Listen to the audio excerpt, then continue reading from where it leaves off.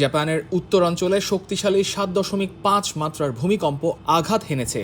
এতে উপকূলীয় এলাকাগুলোতে ৩ মিটার উচ্চতার সুনামি সতর্কতা জারি করেছে দেশটির কর্তৃপক্ষ।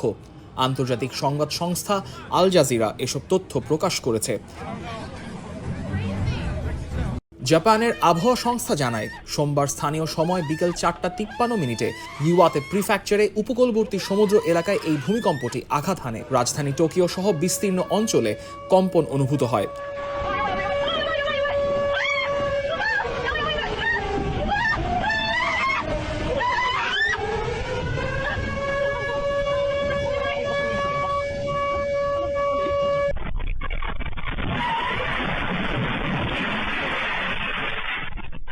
সংস্থাটি সতর্ক করে জানিয়েছে, সুনামির প্রথম ঢেউ খুব দ্রুত উত্তরাঞ্চলের উপকূলে আছড়ে পড়তে পারে।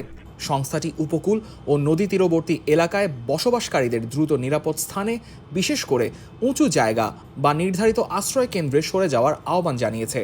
পাশাপাশি সতর্কতা প্রত্যাহার না হওয়া পর্যন্ত নিরাপদ স্থানে থাকার জন্য নির্দেশ দেওয়া হয়েছে।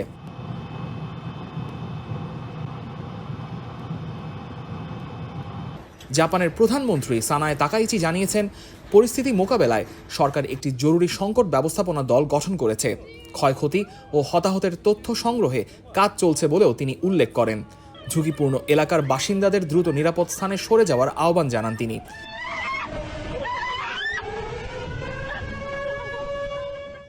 প্রশান্ত মহাসাগরীয় রিং অফ ফায়ারে অবস্থিত হওয়ায় জাপান পৃথিবীর অন্যতম ভূমিকম্পপ্রবণ দেশ।